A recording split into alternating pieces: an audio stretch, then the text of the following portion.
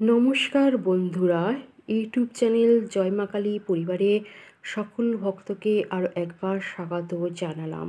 আশা করি সবাই ভালো আছেন ও সুস্থ আছেন। মা কালীর তরফ থেকে আপনারা সবাই আনন্দ থাকুন ও সুস্থ থাকুন। আজকের ভিডিওটি সকল ছাত্রছাত্রীদের জন্য এবং সবাইয়ের জন্য। সামনে সরস্বতী পূজা। সরস্বতী পূজা একটি জনপ্রিয় হিন্দু উৎসব। বসন্ত পঞ্চমীতে প্রতি বছর এই পূজা উদযাপিত হয়। এই পূজাটি পূর্ব ভারত, উত্তর পশ্চিম বাংলাদেশ, নেপাল এবং আরও অনেক দেশগুলিতে অত্যন্ত উৎসাহের সাথে উদযাপিত হয়। হিন্দু পঞ্জিকা অনুসারে এই উৎসব প্রতি বছর মাঘ মাসের পঞ্চম দিনে অর্থাৎ পঞ্চমী তিথিতে পালন করা হয়। হিন্দু ধর্মের বিশ্বাস অনুসারে এই দিনে মা সরস্বতী অবতারণা হয়েছিলেন। তাই প্রতি বছর মাঘ মাসের শুক্লা পঞ্চমী তিথিতে এই উৎসব পালিত হয়। পুরাণ মতে এই দিনে মা সরস্বতীর আরাধনা করলে মা লক্ষ্মী ও দেবী কালী উভয়ের আশীর্বাদ পাওয়া যায়। মা লক্ষ্মী ও কালী দুজনেরই আশীর্বাদ পাওয়া যায় এই পূজা করলে। বন্ধুরা, সরস্বতী পূজা হিন্দু বিদ্যা ও সঙ্গীতের দেবী সরস্বতীর আরাধনাকে কেন্দ্র করে অনুষ্ঠেয় একটি অন্যতম প্রধান হিন্দু উৎসব। শাস্ত্রীয় বিধান অনুসারে মাঘ মাসের শুক্লা পঞ্চমী তিথিতে সরস্বতী পূজা আয়োজিত হয়। তিথিটি শ্রী পঞ্চমী বা বসন্ত পঞ্চমীর নামে পরিচিত। এই দিনে দেবীর সামনে বই, পেন, বাদ্যযন্ত্র ছাত্রছাত্রীরা জমা দেন আশীর্বাদ পাওয়ার জন্য এবং এই দিনই দেবীর সামনে শিশুদের হাতেখড়ির মাধ্যমেই শিশুর পাঠ্যজীবন শুরু করা হয়। বিভিন্ন শিক্ষা প্রতিষ্ঠান জাঁকজমকের সাথে সরস্বতী পূজা পালন করা হয়। ছাত্রছাত্রীরা দল বেঁধে এই পূজায় অংশগ্রহণ করে। স্কুল কলেজের পূজাগুলোতে বেশিরভাগ আয়োজন করে ছাত্রছাত্রীরাই। পূজার জোগাড় থেকে শুরু করে অঞ্জলি দেওয়া অবধি তারা এই পূজাতে সক্রিয় ভূমিকা পালন করে।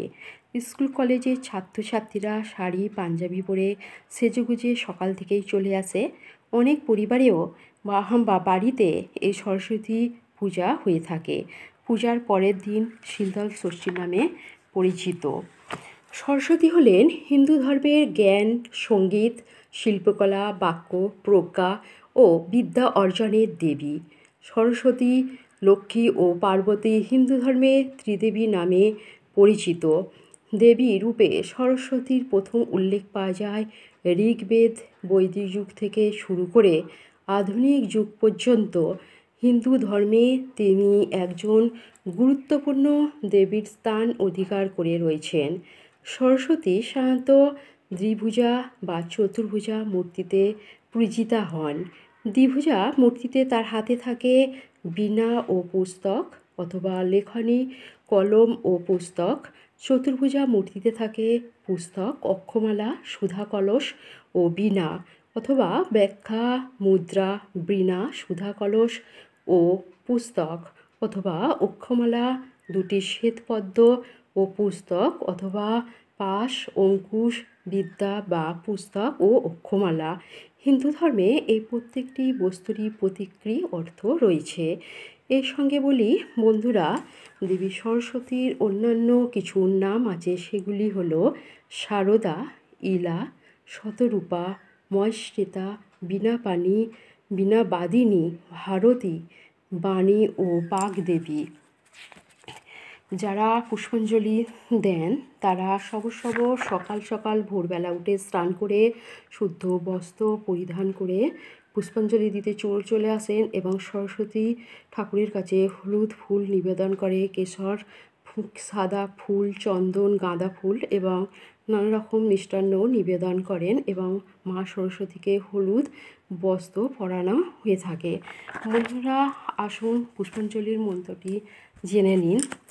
অং জয় জয় দেবী চরাচর সারে চুকযুগ শ্লোভিত মুক্তাহারে বীণারঞ্জিত পুস্তক হস্তে ভাগবতী ভারতী দেবী নমস্তুতে।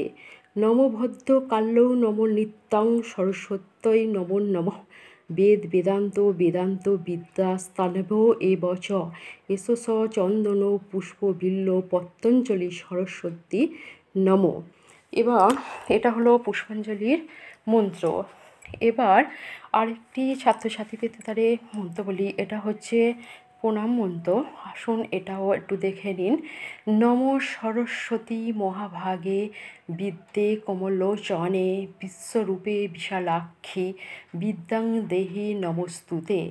জয় জয় দেবী চরাচর সারে চুকযুগ শ্লোভিত মুক্তাহারে বীণারঞ্জিত পুস্তক হস্তে ভগবতী ভারতী দেবী নমস্তুতে।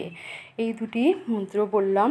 এগুলি মন্ত্রগুলো বলে আপনি অবশ্যই আপনার গোত্রটি বলবেন এবং নিজের মনস্কামনা অবশ্যই মা সরস্বতীর কাছে জানাবেন, যাতে সামনের বছর আপনার ভালোভাবে পড়াশোনা হয়, ভালোভাবে উত্তীর্ণ হতে পারেন। যারা ডিগ্রি করছেন ডিগ্রি ভালো করে নিয়ে ভালো চাকরি বা ব্যবসা যে যেটা করতে চাইবেন সেটা অবশ্যই মায়ের কাছে জানাবেন, আশীর্বাদ নেবেন এবং সর্বশেষে আপনার অবশ্যই চরণামৃত গ্রহণ করবেন। বন্ধুরা, এই ভিডিওটি যদি আপনার বন্ধু বান্ধবদের সঙ্গে বেশি করে শেয়ার করুন, সাবস্ক্রাইব করুন, একটি লাইকও করুন। আশা করি আপনাদের সকল ছাত্রছাত্রীর ভালো লাগবে। আর আজকে এই পর্যন্তই থাকুক, আবার পরের একটি ভিডিওতে আবার দেখা হবে আপনাদের সাথে। নমস্কার।